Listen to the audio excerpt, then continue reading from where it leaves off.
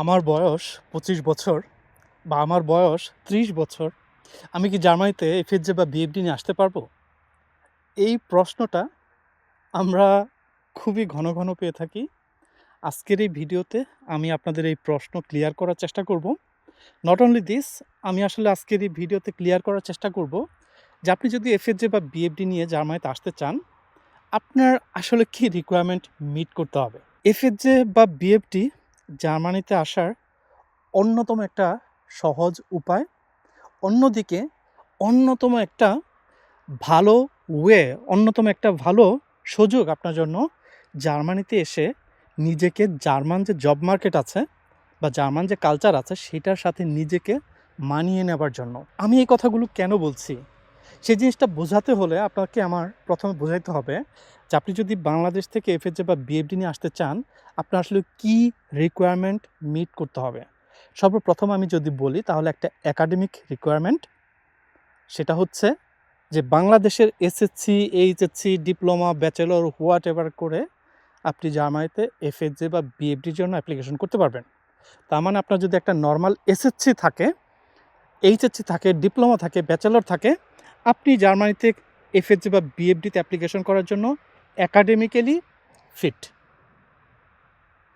তারপর যে রিকোয়ারমেন্টটা সেটা হচ্ছে জার্মান ভাষা। আপনি যদি এফএসজে বিএফডি নিয়ে জার্মানিতে আসতে চান, বেশিরভাগ সার্কুলারে দেখবেন তারা কোনো জার্মান ভাষার লেভেল মেনশন করে না।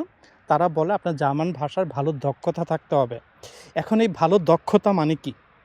গাইডলাইন টু জার্মানির যে সকল স্টুডেন্ট এখন পর্যন্ত এফএসজে বিএফডি পেয়ে জার্মানিতে এসেছে বা যারা এফএসজে বিএফডি পেয়েছে, ভিসার অ্যাপ্লিকেশন প্রসেস যাদের চলতেছে, তাদের সবারই মোটামুটি B1 লেভেলে জার্মান ল্যাঙ্গুয়েজ, কেউ ভাষা শিখতেছে B1 লেভেল, কেউ হচ্ছে B1 লেভেল শেষ করেছে।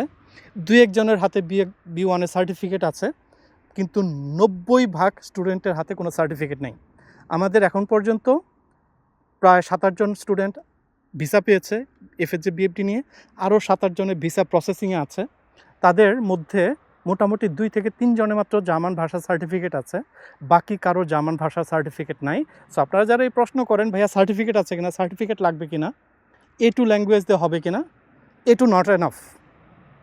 এটুর যে কমিউনিকেশন স্কিল তৈরি হয়, দক্ষতা তৈরি হয়, সেই দক্ষতা আসলে সত্যি কথা এনাফ না। আমি বলবো B1, এবং সার্টিফিকেট নিয়ে যে প্রশ্নটা করেন, সার্টিফিকেট ম্যান্ডেটরি না। ক্লিয়ার? তো আপনি একাডেমিক রিকোয়ারমেন্ট জানলেন, আপনি কি বলে যে ল্যাঙ্গুয়েজ রিকোয়ারমেন্ট জানলেন, আরও একটা রিকোয়ারমেন্ট আছে, সেটা হচ্ছে এইজ, আপনার বয়স, যেটা হচ্ছে আজকের এই ভিডিওর প্রশ্নের উত্তর। মন দিয়ে শুনবেন। আপনার বয়স যদি 18 বছরের উপরে হয়ে থাকে, সেটা যে কোনো বয়স, তাহলে আপনি সকল রকমের বিএফডিতে অ্যাপ্লিকেশন করতে অ্যালাউড। আপনি যদি 18 বছর বা তার উপরে হয়ে থাকে আপনার বয়স, তাহলে আপনি বিএফডিতে অ্যাপ্লিকেশন করতে অ্যালাউড। কোনো উপরে এজ লিমিট নাই।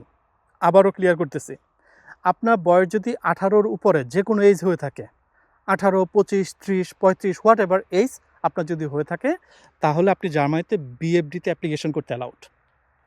আপনার বয়স যদি 18 থেকে 27-এর নিচে হয়ে থাকে, 18-র উপরে 27-এর নিচে, তাহলে আপনি এফএসজে করতে পারবেন। কিন্তু আপনার বয়স যদি 27-এর উপরে হয়ে যায়, তাহলে কিন্তু আপনি আর এফএসজে করতে পারবেন না। সো আপনারা যারা 27 বছরের নিচে আছেন, আপনারা এফএসজেও করতে পারবেন, বিএফডিও করতে পারবেন। আপনারা যারা 27 বছরের উপরে আছেন, তারা হচ্ছেন শুধুমাত্র বিএফডি করতে পারবেন। সো আপনারা যারা প্রশ্ন করেন ভাইয়া আমার বছর 25 বছর, আমি কি জার্মানিতে এফএসজে বিএফডি করতে পারবো কিনা, তাহলে আপনি জার্মানিতে এফএসজেও করতে পারবেন, বিএফডিও করতে পারবেন। আবার যদি প্রশ্ন করেন ভাইয়া আমার বয়স 27 বছর, 30 বছর, আমি জার্মানিতে এফএসজে বিএফডি করতে পারবো কিনা, আপনি জার্মানিতে এফএসজে করতে পারবেন না, কিন্তু আপনি বিএফডি করতে পারবেন। আই বিলিভ যে এই ভিডিও থেকে আপনারা একটা ক্লিয়ার আইডিয়া পেয়েছেন। আপনি যদি এফএসজে বা বিএফডি নিয়ে জার্মানিতে আসতে চান, আপনার কী কী একাডেমিক রিকোয়ারমেন্ট মিট করতে হবে, আপনার কি ভাষাগত দক্ষতা থাকতে হবে, আপনার বয়স কত হতে হবে। এই প্রশ্ন যারা করেন, আই বিলিভ যে এই ভিডিওতে আপনারা খুবই স্পষ্ট ক্লিয়ার একটা আনসার পেয়েছেন।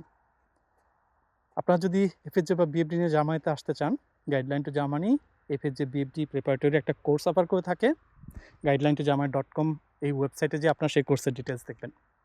ভালো থাকবেন সবাই। পরে ভিডিওতে কথা বলবো। টিল দেন, আল্লাহ হাফেজ।